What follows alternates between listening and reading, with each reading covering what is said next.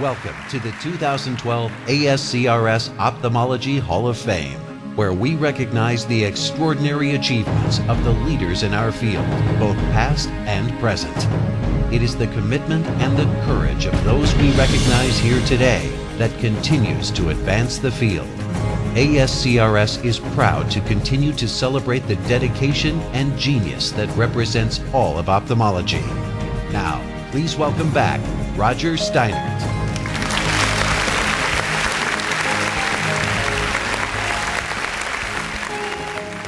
Welcome to the 2012 ASCRS Ophthalmology Hall of Fame. Each year we honor leaders in ophthalmology who are the pioneers who have shaped our profession. And this year I have the distinct honor of presenting our first inductee. The individual we honor had a strong personal connection. When my Aunt Dorothy lost useful vision as a teenager, and she's shown there with her first guiding eye dog, due to retinitis pigmentosa, she was able to surmount that loss and go on to graduate from college, earn a master's degree, and spend her life as a social worker helping other blind people.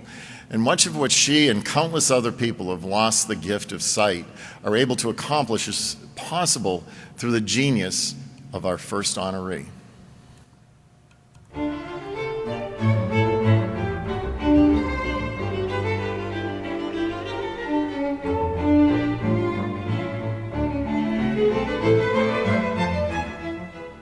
Louis Braille was born in Couvray, France in 1793. As soon as he could walk, Louis spent time playing in his father's workshop, where tack was made for horses and cattle. It was there he was blinded by a sharp tool that punctured his eye. That caused the beginning of his vision loss, and then complications took the other eye as well. In spite of this life-altering injury, his mother and father were dedicated to his education. Young Louis was permitted to attend one of the first schools for blind children in the world, the National Institute for Blind Youth in Paris, where he excelled. There, he learned to read using a system devised by the school's founder, Valentine Hoy. It was a technique of embossing heavy paper with the raised imprints of Latin letters. However, it was slow and cumbersome. Frustrated by the crushing limitations of this system, Louis was determined to fashion a system of reading and writing that could bridge the critical gap in communication between the sighted and the blind. In 1821, Braille learned of a communication system devised by Captain Charles Barbier of the French Army called night writing. It was a code of dots and dashes impressed into thick paper. These impressions could be interpreted entirely by the fingers. Later abandoned, the captain's system inspired Braille to develop a system of his own. Louis Braille's original code that he created, and it was a very systematic code. He created the letters A through J in Braille, and then by adding a dot to those 10 letters, he created the next 10 letters of the alphabet, and then by adding another dot to those same letters, he finished out the alphabet minus the W, because in French there is not a W character, so that had to be added later on. The Braille system would eventually open up a whole new world to the visually impaired. His ear for music also enabled him to become an accomplished cellist and organist, creating a Braille system for notating music. The Braille code that Louis Braille created allowed blind people for the first time to be able to write and read their own writing, which was a huge development for them. Here at the Perkins School for the Blind, we were the first school for the blind in the United States, founded in 1829, the same year that Louis invented his code.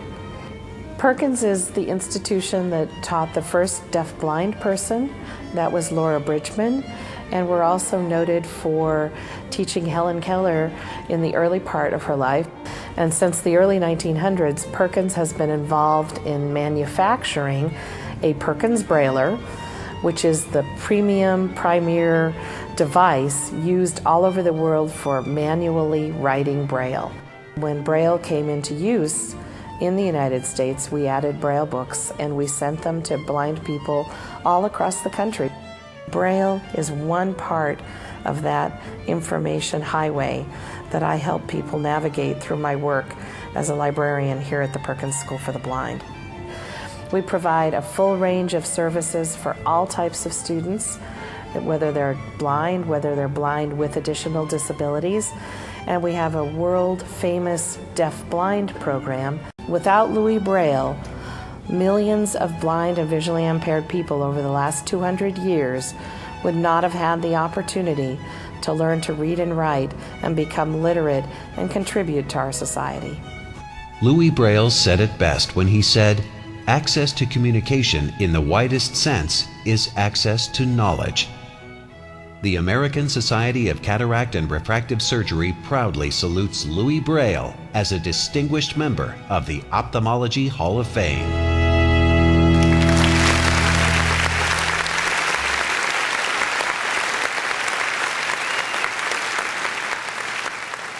So let us please welcome the Director of the Braille and Talking Book Library for the Perkins School for the Blind, Kim Charlson.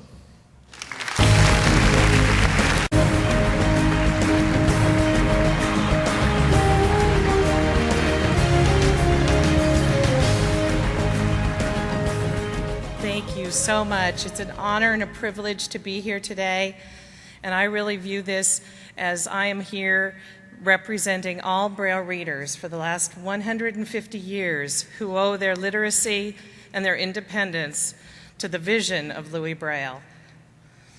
3 years ago, I had the opportunity to represent the United States at the bicentennial celebration of the birth of Louis Braille, and I went to Coupvray and visited his home and stood in the workshop where he had his original accident.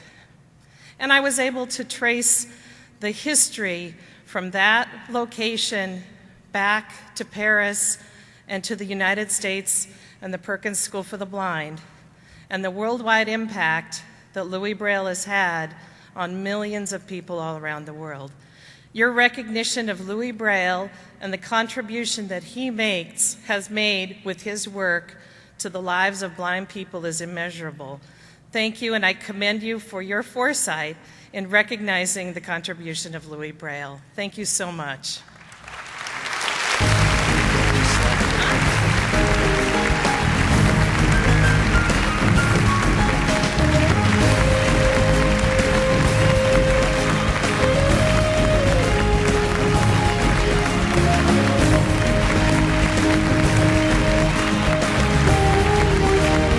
And we're pleased to announce that the permanent residence of that trophy will be the Perkins School for the Blind in honor of Louis Braille. So thank you very much, Kim.